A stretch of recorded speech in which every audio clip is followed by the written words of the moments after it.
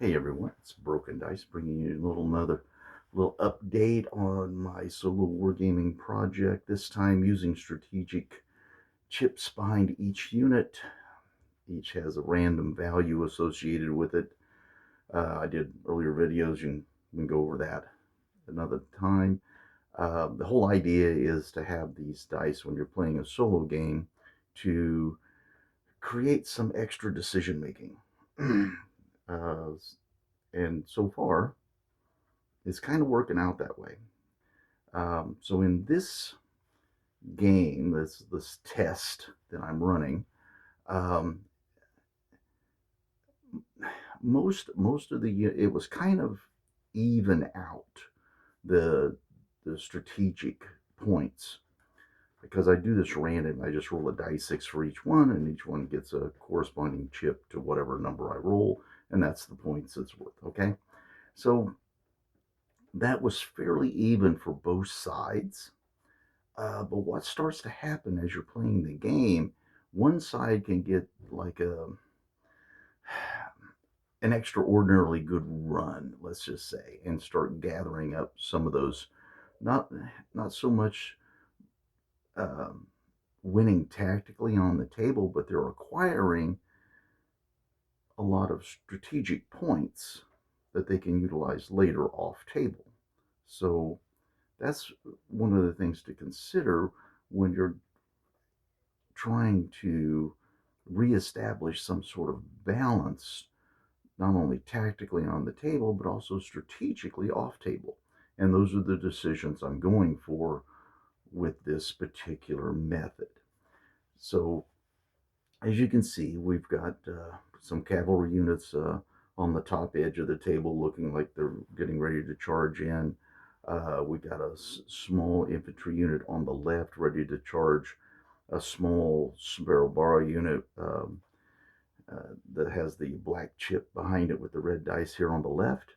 And if you look way at the top corner, there's an infantry unit and supports in the camp across the table. And that is the part where I mentioned they had gotten fairly lucky in their combat rolls and stuff, and so they were able to acquire several strategic points, not only defeating the units and chasing them off the table. You can still kind of see their little yellow headdress things that they wear. I think it's called a tiara actually, and they're off table because they were defeated by this unit and their supports. And it was all due to, they had a blunder and they moved and so they couldn't charge and they were disordered and all kinds of things went wrong. But that's why we play the game. So that was interesting. And so now tactically, this is really at this point in time, this is like the second, we're going to be doing the second half of turn three.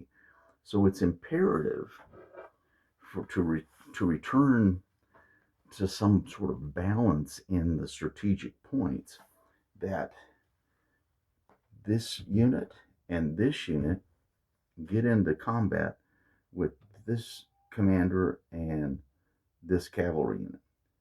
And that over here, this unit defeats this unit. And it would probably bring the strategic values back closer to even.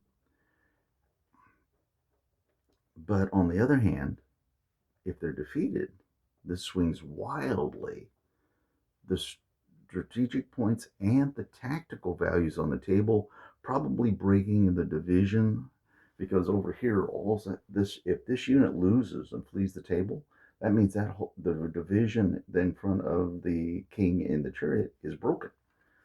Um, so that'll be bad, and that would bring the game to an end without any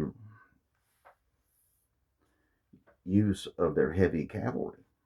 That would be terrible to have units like that and then them never get in that. They failed orders two turns in a row. So again, a statistical anomaly a little bit, but it happens in games. So you have to be kind of aware of that and adjust your tactics accordingly. And so here we have this sort of situation that's occurred. They're coming, but they're coming a little bit too late, maybe. Um, but this is the turn. So it's the opposite side's turn. It's this over here with the cavalry and the king and that's Bearbar. That's their turn to move. So they're going to declare charges against this cavalry unit in this character. Um, Actually, that sub commander is actually going to have to join that unit if it's going to have any hope of surviving. Um, and then over here, this unit is going to charge this unit here, and those two combats will determine how the game turns out.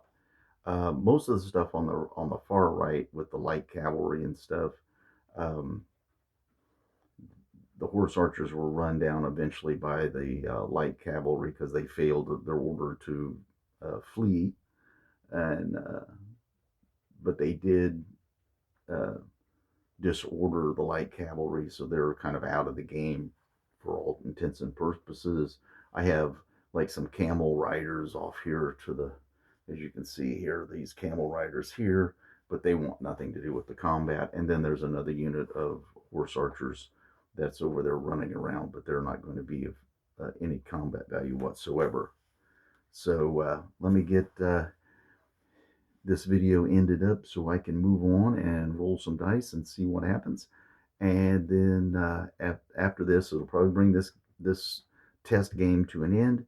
Then I'm going to do an evaluation video about what I think the value of it is, whether I think for solo play it works, and then I'm going to have to get my buddy to come over, and we're going to try this out uh, on the table with an opponent.